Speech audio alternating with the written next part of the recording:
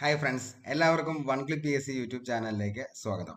നമ്മുടെ ഇന്നത്തെ വീഡിയോ എന്ന് പറയുന്നത് LDC 2024 വേണ്ടി തയ്യാറെടുക്കുന്ന ഉദ്യോഗാർത്ഥിയാണെങ്കിൽ നിങ്ങൾക്ക് ഉറപ്പായിട്ടും പഠിച്ചിരിക്കേണ്ട ഏറ്റവും ഇമ്പോർട്ടൻ്റ് ആയിട്ടുള്ള മെമ്മറി കോഡ്സ് ആണ്.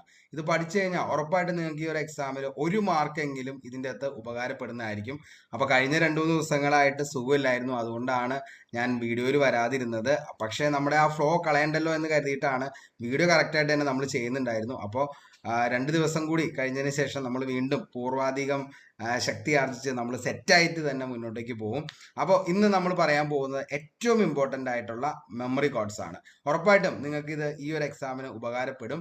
ഫസ്റ്റ് വരുന്നത് ഒക്ടോബർ 1. എപ്പോഴും PSC ചോദിക്കാറുള്ള ഒരു ഇയർ ആണ്. വർഷങ്ങളും ദിനങ്ങളും അവയുടെ പ്രത്യേകതയുമാണ്. അതിൻ്റെ അകത്ത് നമ്മൾ ഫസ്റ്റ് പഠിക്കാൻ പോകുന്നത് ഒക്ടോബർ 1 പ്രത്യേകതയാണ്. ഒക്ടോബർ 1 പ്രത്യേകത പഠിച്ചിരിക്കാനായിട്ട് ഈ ഒരു ഒറ്റ കോഡ് ഓർത്തു വെച്ചാൽ മതി മക്കളെ. വെജ്ജായ വൃദ്ധൻ പുഞ്ചിരിച്ചു പാട്ടുപാടിയപ്പോൾ രക്തമൊഴുകി. എന്താണ്?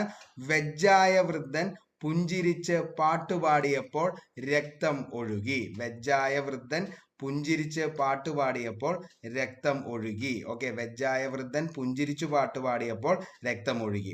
ഒക്ടോബർ 1 എന്ന് പറയുന്നത് ലോക വെജിറ്റേറിയൻ ദിനം. ലോക വെജിറ്റേറിയൻ ദിനമാണ് വെജ്ജായ. അപ്പൊ ലോക വെജിറ്റേറിയൻ ദിനം ഒക്ടോബർ 1 അതേപോലെ ലോക വൃദ്ധ ദിനം എന്നാ ചോദിച്ചാൽ അതും ഒക്ടോബർ 1 ലോക വൃദ്ധ ദിനം എന്ന് പറയുന്നത്. ഓക്കെ, അപ്പൊ വെജ് എന്ന് പറയുന്നതാണ്. വെജ് എന്ത്? ആദ്യത്തെ വെജാണ് ലോക വെജിറ്റേറിയൻ ദിനം ഒക്ടോബർ 1. രണ്ടാമത് ലോക വൃദ്ധ ദിനം. വൃദ്ധ ദിനം എന്നാണ്? വൃദ്ധ ദിനവും എന്ന് തന്നെയാണ്. ഒക്ടോബർ 1 തന്നെയാണ് ലോക വൃദ്ധ ദിനം എന്ന് പറയുന്നത്. ഇനി നോക്കിയേ, അടുത്തതാണ് നമ്മുടെ ലോക പുഞ്ചിരി ദിനം. നോക്കിയേ, പുഞ്ചിരിച്ചു പാട്ട് പാടിയപ്പോൾ. അപ്പൊ പുഞ്ചിരിച്ചു എന്നുള്ളതിൻ്റെയാണ് ലോക പുഞ്ചിരി ദിനം ഒക്ടോബർ 1. പുഞ്ചിരിച്ച എന്താണ്? പാട്ട് പാടിയപ്പോൾ. അപ്പൊ പാട്ട് എന്ന് പറയുന്നതിനാണല്ലോ നമ്മൾ സംഗീതം എന്നുകൊണ്ട് ഉദ്ദേശിക്കുന്നത്. അപ്പൊ സംഗീതം എന്ന് ഓർത്താൽ മതി. അന്താരാഷ്ട്ര സംഗീത ദിനം എന്നാ ചോദിച്ചു കഴിഞ്ഞാൽ അത് മാത്രമാണ് അന്താരാഷ്ട്രം, ബാക്കിയെല്ലാം ലോകമാണ്. ഓക്കെ, അപ്പോൾ അന്താരാഷ്ട്ര സംഗീത ദിനം എന്നാ ചോദിച്ചാൽ അതും ഒക്ടോബർ 1. അടുത്ത് നോക്കിയേ, രക്തമൊഴുകി. രക്തമൊഴുകിയുള്ളതിന് രക്തം നമ്മൾ എടുക്കാം. രക്തം എന്ന് പറയുന്നത് എന്താണ്? ലോക രക്തദാന ദിനം. അപ്പൊ ലോക രക്തദാന ദിനം എന്നാ ചോദിച്ചാൽ അതും എന്ന് തന്നെയാണ് ഒക്ടോബർ 1. അപ്പൊ നോക്കിയേ, ഒന്നുകൂടി പറയാം. ഒക്ടോബർ 1 പ്രത്യേകതകൾ എന്തൊക്കെയാണ് എന്ന് ചോദിച്ചു കഴിഞ്ഞാൽ വെജ്ജായ വൃദ്ധൻ പുഞ്ചിരിച്ച് പാട്ട് പാടിയപ്പോൾ രക്തമൊഴുകി. വെജ്ജായ വൃദ്ധൻ പുഞ്ചിരിച്ച് പാട്ടുപാടിയപ്പോൾ രക്തമൊഴുകി. ലോക വെജിറ്റേറിയൻ ദിനം ഒക്ടോബർ 1, ലോക വൃദ്ധ ദിനം ഒക്ടോബർ 1, ലോക പുഞ്ചിരി ദിനം ഒക്ടോബർ 1, അന്താരാഷ്ട്ര സംഗീത ദിനം ഒക്ടോബർ 1, ലോക രക്തദാന ദിനം എന്നാ ചോദിച്ചാൽ അതും ഒക്ടോബർ 1. ഇമ്പോർട്ടൻ്റ് ആണ്, പഠിച്ചു വച്ചോ. 1 മാർക്ക് ഷുവർ ആണ്. ഓക്കെ, അടുത്ത് നോക്കാം. 1941 പ്രത്യേകതകൾ എപ്പോഴും PSC ചോദിക്കുന്നതാണ്. 1941 എന്താണ് നടന്നതെന്നുള്ളത്. അതിന്റെ ഏറ്റവും ഇമ്പോർട്ടൻ്റ് ആയിട്ടുള്ള കാര്യങ്ങളാണ്. ടാഗോറും അയ്യൻകാളിയും സന്തോഷ് ട്രോഫി ഫുട്ബോൾ കളിച്ചുകൊണ്ടിരുന്നപ്പോൾ ജപ്പാൻ പേൾ ഹാർബർ ആക്രമിച്ചു എന്ന് ഓർത്തിരുന്നാൽ മതി. അപ്പൊ എന്താണ്? ടാഗോറും അയ്യൻകാളിയും സന്തോഷ് ട്രോഫി കളിച്ചുകൊണ്ടിരുന്നപ്പോൾ, ടാഗോറും അയ്യൻകാളിയും സന്തോഷ് ട്രോഫി ഫുട്ബോൾ കളിച്ചുകൊണ്ടിരുന്നപ്പോൾ ജപ്പാൻ പേൾ ഹാർബർ ആക്രമിച്ചു. അതാണ് 1941 പ്രത്യേകതകൾ. നോക്കിയേ, ടാഗോർ അന്തരിച്ചത് 1941 ടാഗോർ അന്തരിച്ചത്. അയ്യങ്കാളി അന്തരിച്ചതും 1941 അയ്യങ്കാളി അന്തരിച്ചത്. സന്തോഷ് ട്രോഫി ഫുട്ബോൾ ആരംഭിച്ചത് എന്നാ ചോദിച്ചാൽ അതും 1941. ജപ്പാൻ USA പേൾ ഹാർബർ ആക്രമിച്ചത് എന്നാ ചോദിച്ചു കഴിഞ്ഞാൽ 1941 ഡിസംബർ 7. അപ്പോൾ 1941 പ്രത്യേകതകൾ എന്തൊക്കെയാണെന്ന് ചോദിച്ചാൽ മക്കളെ, ടാഗോറും അയ്യങ്കാളിയും സന്തോഷ് ട്രോഫി ഫുട്ബോൾ കളിച്ചുകൊണ്ടിരുന്നപ്പോൾ ജപ്പാൻ പേൾ ഹാർബർ ആക്രമിച്ചു. 1 മാർക്കാണ്, പഠിച്ചു വച്ചോ. എപ്പോഴും ചോദിക്കുന്നതാണ് അയ്യങ്കാളി എന്നാണ് മരിച്ചത് എന്നുള്ളത്. അതേപോലെ തന്നെ എന്താണ് ഈ പറയുന്ന സന്തോഷ് ട്രോഫി ഫുട്ബോൾ ചോദിക്കാറുണ്ട് LGS-നൊക്കെ. ഓക്കെ, അപ്പോൾ അടുത്ത നമുക്ക് ചോദ്യത്തിലേക്ക് പോവാം. ഏപ്രിൽ 21 മുതൽ 25 വരെയുള്ള ദിനത്തിന്റെ പ്രത്യേകതയാട്ടോ. ഏപ്രിൽ 21 മുതൽ ഏപ്രിൽ 25 വരെ എപ്പോഴും ചോദിക്കാറുള്ള ചോദ്യമാണ്. ഏപ്രിൽ 21 മുതൽ ഏപ്രിൽ 25 വരെയുള്ള ദിനത്തിന്റെ പ്രത്യേകത ഇത്രയേ ഉള്ളൂ. സോക്രട്ടീസിന്റെ ഭൗമ പുസ്തകം മാനവ ഏകതയ്ക്ക് വായിച്ച് മലമ്പിന് പിടിച്ചു. അപ്പോൾ സോക്രട്ടീസിന്റെ ഭൗമ പുസ്തകം മാനവ ഏകതയ്ക്ക് വായിച്ച് മലമ്പിനി പിടിച്ചു. അങ്ങനെ ഓർത്താൽ മതി. അപ്പൊ സോക്രട്ടീസിന്റെ ഭൗമ പുസ്തകം മാനവ ഏകതയ്ക്ക് വായിച്ച് മലമ്പനി പിടിച്ചു. ഓക്കെ, സോക്രട്ടീസിന്റെ ഭൗമ പുസ്തകം മാനവ ഏകതയ്ക്ക് വായിച്ച് മലമ്പനി പിടിച്ചു. ഏപ്രിൽ 21 മുതൽ ഏപ്രിൽ 25 വരെയുള്ളതിന്റെ സിമ്പിൾ കോഡാണ്. നോക്കിയേ, സോക്രട്ടീസ് ദിനം എന്നാ ചോദിച്ചാൽ ഏപ്രിൽ 21 ആണ് സോക്രട്ടീസ് ദിനം. ലോക ഭൗമ ദിനം മോസ്റ്റ്ലി റിപ്പീറ്റഡ് ആണ്. PYQ ഒക്കെ ചെയ്യുന്ന ഉദ്യോഗാർത്ഥിയാണെങ്കിൽ നിങ്ങൾക്ക് ഉറപ്പായിട്ട് ഇത് കണ്ടിട്ടുണ്ടായും. ലോക ഭൗമ ദിനം എന്ന് പറയുന്നത് ഏപ്രിൽ 22 ആണ്. ലോക ഭൗമ ദിനം എന്ന് പറയുന്നത്. ലോക പുസ്തക ദിനം എന്ന് പറയുന്നത് ഏപ്രിൽ 23 ആണ്. ലോക പുസ്തക ദിനം. ദേശീയ മാനവ ഏകതാ ദിനം ഏപ്രിൽ 24 ആണ്. ലോക മലമ്പനി ദിനം എന്നാ ചോദിച്ചാൽ ഏപ്രിൽ 25 ആണ് ലോക മലമ്പനി ദിനം. നോക്കിയേ, സോക്രട്ടീസിന്റെ ഏപ്രിൽ 21 ആണ് സോക്രട്ടീസിന്റെ എന്ന് പറയുന്നതാണ് നമ്മൾ തുടങ്ങുന്ന സോക്രട്ടീസ് ദിനം ഏപ്രിൽ 21. നോക്കിയേ, ഭൗമ പുസ്തകം ലോക ഭൗമ ദിനം ഏപ്രിൽ 22. ഇനി മാനവ പുസ്തകം, അതായത് ഭൗമ പുസ്തകം എന്ന് പറയുമ്പോൾ പുസ്തക ദിനം ഏപ്രിൽ 23. നമുക്കറിയാം ഷേക്സ്പിയറിന്റെ ഒക്കെ ബർത്ത്ഡേ ആണ്. ലോക പുസ്തക ദിനം ഏപ്രിൽ 23. ഭൗമ പുസ്തകം മാനവ ഏകതാ ദിനം ഏപ്രിൽ 24. ഇമ്പോർട്ടന്റ് ആണ്, ഇത് ചോദിക്കാറുണ്ട്, ഓർത്തു വച്ചോ. ഏപ്രിൽ 24 ആണ് മാനവ ഏകതാ ദിനം എന്ന് പറയുന്നത്, ദേശീയ മാനവ ഏകതാ ദിനം. അടുത്ത് നോക്കിയേ, മലമ്പനി ദിനം ഏപ്രിൽ 25 ആണ്. മലമ്പനി ദിനം ഏപ്രിൽ 25, ഓർത്തു വച്ചോ. അപ്പോ സോക്രട്ടീസിന്റെ ഭൗമ പുസ്തകം മാനവ ഏകതയ്ക്ക് വായിച്ച് മലമ്പനി പിടിച്ചു എന്ന കോഡാണ് ഏപ്രിൽ 21 മുതൽ ഏപ്രിൽ 25 വരെയുള്ള ദിനങ്ങളുടെ പ്രത്യേകത എന്ന് പറയുന്നത്. ഇനി 12ന്റെ പ്രത്യേകത ഇമ്പോർട്ടന്റ് ആണ്. അതായത് ജനുവരി, ഫെബ്രുവരി, March, April, May, June, July, August. അപ്പോൾ ഇത്രയും 8 മാസങ്ങളിൽ 12ാം തീയതിയുടെ പ്രത്യേകത എന്താണെന്നുള്ളതാണ് നമ്മൾ ഇനി പറയാൻ പോകുന്നത്. യുവ ഡാർവിൻ തെണ്ടി ബഹിരാകാശത്തെ നഴ്സറിയിൽ ബാലവേല ചെയ്ത് നവയുഗം തീർത്തു. ഓക്കെ, അപ്പോ യുവ ഡാർവിൻ തെണ്ടി ബഹിരാകാശത്തെ നഴ്സറിയിൽ ബാലവേല ചെയ്ത് നവയുഗം തീർത്തു. എടാ, ഈ കോഡൊക്കെ എന്ന് പറയുന്നത് നമുക്ക് പെട്ടെന്ന് ഓർത്തിരിക്കാൻ വേണ്ടിയിട്ടാണ് കേട്ടോ നമ്മളിങ്ങനെ കോഡ് പറയുന്നത്. വേറെ ഒന്നും ഉദ്ദേശിക്കരുത്. നമ്മൾ എന്താണ് പെട്ടെന്ന് നമുക്ക് ഇതിന്റെ ഈ പറയുന്ന കോഡ് നമ്മൾ പഠിച്ചു കഴിഞ്ഞാൽ പെട്ടെന്ന് ഈ കോഡ് വഴി നമുക്ക് ഉത്തരത്തിലേക്ക് എത്താൻ പറ്റും. ഇത് മറ്റൊന്നുമായിട്ട് യാതൊരു ബന്ധവുമില്ല, സാദൃശ്യവുമില്ല. നമ്മൾ കോഡ് നമുക്ക് എന്തിനാ, എക്സാമിന് ഉപകാരപ്പെടാൻ വേണ്ടി. അത്രയും മാത്രം ഉദ്ദേശിച്ചാൽ മതി.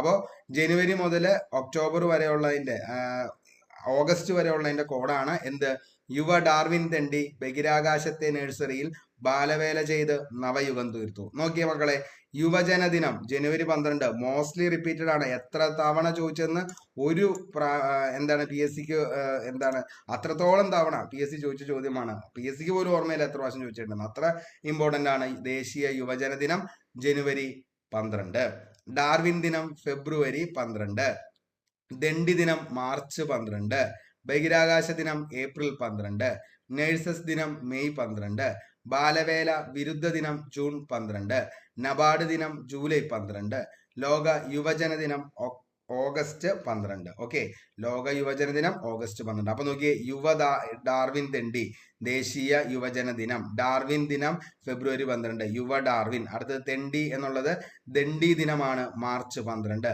ഇനി ബഹിരാകാശ ദിനം ഏപ്രിൽ 12. അടുത്തത് നഴ്സസ് ദിനം മെയ് 12. ചോദിക്കാറുണ്ട്. ബാലവേല വിരുദ്ധ ദിനം ഇന്നലെ നടന്നത് ജൂൺ 12. ഇനി നോക്കിയേ, ചെയ്ത് നവയുഗം നബാർഡ് നിലവിൽ വന്നത്, നബാർഡ് ദിനം ജൂലൈ 12 ആണ്. നമുക്കറിയാം നബാർഡ് വന്നത് എന്നാന്നുള്ളത്. അപ്പോൾ ഇന്നത്തെ ചോദ്യമാണ്, ഇന്നലെ നമ്മൾ പറഞ്ഞതാണ്, എന്നാണ് നബാർഡ് നിലവിൽ വന്നതെന്നുള്ളത് താഴെ കമന്റ് ബോക്സിൽ നിങ്ങളുടെ ഉത്തരം രേഖപ്പെടുത്തുക. നബാർഡ് എന്നാണ് നിലവിൽ വന്നത്, ഏത് വർഷമാണെന്നുള്ളത് താഴെ കമന്റ് ബോക്സിൽ രേഖപ്പെടുത്തുക. ഓക്കെ, അതാണ് നമ്മുടെ ഇന്നത്തെ ചോദ്യം എന്ന് പറയുന്നത്. ഇനി അടുത്തത് നവയുഗം തീർത്തു. അപ്പൊ ലോക യുവജന ദിനം ഓഗസ്റ്റ് 12 ആണ്. ലോക യുവജന ദിനം ഓഗസ്റ്റ് 12. ഓക്കെ, അപ്പോൾ ഇന്നത്തെ ചോദ്യം ഒന്നുകൂടി പറയാം. നബാർഡ് നിലവിൽ വന്നത് ഏത് വർഷമാണ് എന്നുള്ളതാണ് നമ്മുടെ ഇന്നത്തെ ചോദ്യം. അപ്പൊ അത് താഴെ കമന്റ് ബോക്സിൽ നിങ്ങളുടെ ഉത്തരങ്ങൾ രേഖപ്പെടുത്തുക. ഓക്കെ, അടുത്ത് 14ന്റെ തുടർച്ചയാണ്. 14ന്റെ തുടർച്ച, നിയമത്തിന് മുന്നിൽ ബാലനും പട്ടാളക്കാരനും സിവിലിയനും ഒരുപോലെയാണ്. നിയമത്തിന് മുന്നിൽ ബാലനും പട്ടാളക്കാരനും സിവിലിയനും ഒരുപോലെയാണ്. ആർട്ടിക്കിൾ 14 നിയമസമത്വത്തെ കുറിച്ചാണ്. ആർട്ടിക്കിൾ 14 പറയുന്നത് നിയമസമത്വം. ആർട്ടിക്കിൾ 14. ആർട്ടിക്കിൾ 24 ബാലവേല വിരുദ്ധ ദിനം ബാലവേല നിരോധനത്തെ കുറിച്ചാണ് പറയുന്നത്. ആർട്ടിക്കിൾ 24 ബാലവേല നിരോധനം. ബാലവേല നിരോധനമാണ് ആർട്ടിക്കിൾ 24. ആർട്ടിക്കിൾ 34 എന്താ ചോദിച്ചു കഴിഞ്ഞാൽ ആർട്ടിക്കിൾ 34 ആണ് പട്ടാള നിയമത്തെ കുറിച്ച് പറയുന്നത്. ഓക്കെ, അപ്പൊ പട്ടാള നിയമത്തെ കുറിച്ച് പറയുന്നത് എന്താ ചോദിച്ചു കഴിഞ്ഞാൽ പട്ടാള നിയമം. ഓക്കെ, അപ്പൊ പട്ടാള നിയമത്തെ കുറിച്ച് പറയുന്നത് എന്താ, അതാണ് ആർട്ടിക്കിൾ 34 പട്ടാള നിയമം.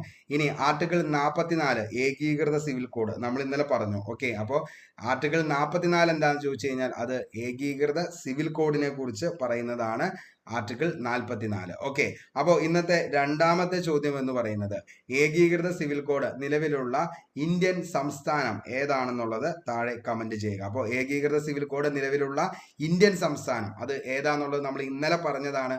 അത് ഏതാന്നുള്ളത് എന്ത് ചെയ്യുക, താഴെ കമന്റ് ബോക്സിൽ രേഖപ്പെടുത്തുക. അപ്പോൾ 2 ചോദ്യങ്ങളുണ്ട്.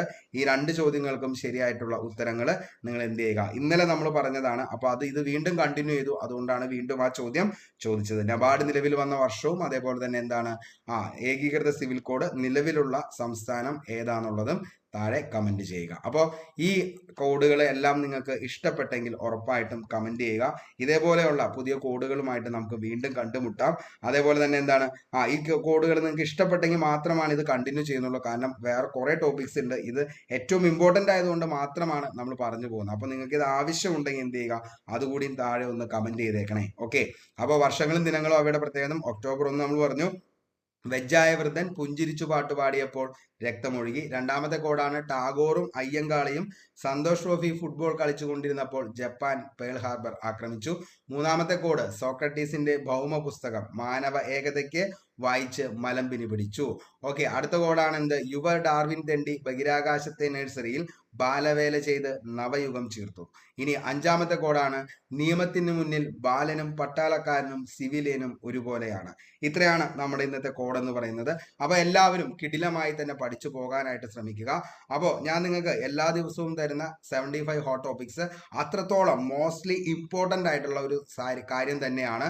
അത് അടിപൊളിയായിട്ട് പഠിച്ചു പോവുക. കാരണം ബേസ് എന്ന് പറയുന്നതും അതേപോലെ നിങ്ങൾ ഏതൊരു എക്സാം PSC എഴുതുമ്പോഴും അതിൻ്റെ ഒരു 55 to 65 മാർക്ക് വരെ വാങ്ങാൻ പറ്റുന്ന എല്ലാ കാര്യങ്ങളും അതിനകത്ത് ഉൾപ്പെടുത്തിയാണ് നമ്മൾ ആ ക്ലാസ് ചെയ്യുന്നത്.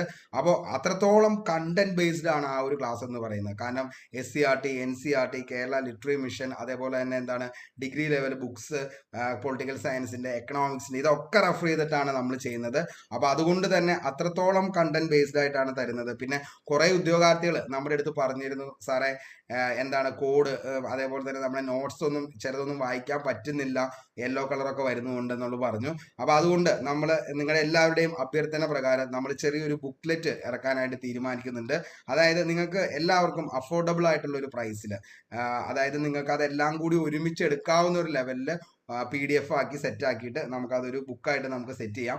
അപ്പോൾ നിങ്ങൾക്ക് എന്ത് ചെയ്യാം, ആ ഒരു ബുക്ക് വേണമെങ്കിൽ ഞാനത് ഇറക്കാനായിട്ട് നോക്കാം. നോർമൽ പ്രൈസ് ഒരു 50 രൂപ 100 രൂപയിലൊക്കെ നിൽക്കാവുന്ന ലെവലിൽ നിങ്ങൾക്ക് ഈ പറയുന്ന 75 ഹോട്ട് ടോപ്പിക്സും നമ്മുടെ PSC എക്സാമുകളിൽ വരുന്ന മെമ്മറി കോഡ്സ് എല്ലാം കൂടി, അപ്പോൾ ഞാൻ അതിൻ്റെ കാര്യങ്ങൾ ചർച്ച ചെയ്യുന്നുണ്ട്. അപ്പോൾ അത് ഓക്കെ ആവുകയാണെങ്കിൽ നമുക്ക് ഉറപ്പായിട്ടും അങ്ങനെ ഒരു ബുക്സ് നമുക്ക് സെറ്റ് ചെയ്യാം. അപ്പോൾ എപ്പോഴും നിങ്ങൾക്ക് അത് പഠിക്കാൻ പറ്റുന്ന ഒരു ലെവലിലേക്ക് നമുക്ക് ഉണ്ടാവും. ഒത്തിരി പൈസയൊന്നും ഞാൻ ഉദ്ദേശിക്കുന്നില്ല. അതായത് നിങ്ങൾക്ക് ആ നല്ല വലിയ ഭയങ്കര എന്താണ് കളർ പേജിലൊന്നും ആയിരിക്കില്ല. വളരെ സിമ്പിൾ ആയിട്ടുള്ള ലെവലിൽ നിങ്ങൾക്ക് കാര്യം മനസ്സിലാക്കണം, നിങ്ങൾക്ക് പഠിക്കാൻ പറ്റണം, നിങ്ങൾക്ക് ജോലിക്ക് കയറണം, അത്രയാണ് ഉദ്ദേശിക്കുന്നുള്ളൂ. അതിന് മറ്റൊരു പ്രമോഷനോ കാര്യങ്ങളോ ഒന്നും ഉദ്ദേശിക്കുന്നില്ല. വളരെ സിമ്പിൾ ആയിട്ടുള്ള ഒരു ബുക്ക് അത് നമ്മൾ ചിലപ്പോൾ ചെയ്യും. അപ്പോൾ അത് അങ്ങനെയൊക്കെ ഒരു ആഗ്രഹമുണ്ട് എത്രയും പെട്ടെന്ന് തന്നെ ചെയ്യാനായിട്ട്. കാരണം നിങ്ങൾക്ക് ആർക്കും നോട്ട്സ് അത് പക്കയായിട്ട് പോകാൻ പറ്റുന്നില്ല എന്ന് പറഞ്ഞുകൊണ്ടാണ് അങ്ങനെ ഒരു തീരുമാനത്തിലേക്ക് എത്തുന്നത്. അപ്പോൾ അതിൻ്റെ കുറച്ച് കാര്യങ്ങൾ കൂടി ചെയ്ത് കഴിഞ്ഞാൽ ഉറപ്പായിട്ട് നമ്മൾ അത് എത്തും. അപ്പോൾ ഇന്ന് ഇത്രയും കാര്യങ്ങളൊക്കെയാണ് പറയാനുള്ളത്. അപ്പോൾ കിട്ടില്ലമായിട്ട് തന്നെ പഠിച്ചു പോവുക മക്കളെ. എന്തൊക്കെ പ്രതിസന്ധികൾ വന്നു കഴിഞ്ഞാലും ജീവിതത്തിൽ നമുക്കൊരു ജോലി എന്നുള്ളത് തന്നെയാണ് ഏറ്റവും വലിയ പ്രാധാന്യം എന്ന് പറയുന്നത്. അതിലേക്ക് വേണ്ടിയിട്ട് എടുക്കുന്ന എഫേർട്ട് എന്ന് പറയുന്നത്, അത് നിങ്ങൾക്ക് എടുക്കാൻ പറ്റുന്നത് എന്താണോ അത് ഫുൾ അതിലേക്ക് വേണ്ടി ഡെഡിക്കേറ്റ് ചെയ്യുക. റിസൾട്ട് എന്ന് പറയുന്നത് കുറിച്ച് നിങ്ങൾ ചിന്തിക്കേണ്ട കാര്യമില്ല. നമ്മൾ വർക്ക് ചെയ്ത് കഴിഞ്ഞാൽ അതിൻ്റെ റിസൾട്ട് നമുക്ക് ഉറപ്പായിട്ടും ദൈവം തരും. അപ്പോൾ ആ ഒരു പ്രതീക്ഷയിൽ തന്നെ മുന്നോട്ടേക്ക് പോവുക. എല്ലാവർക്കും നല്ലത് മാത്രം വരട്ടെ എന്ന് ആത്മാർത്ഥമായി പ്രാർത്ഥിച്ചുകൊണ്ട് ഇന്നത്തെ വീഡിയോ ഇവിടെ വെച്ച് വൈൻഡപ്പ് ചെയ്യാണ്. Signing off, Arun Kombanadan. Thank you.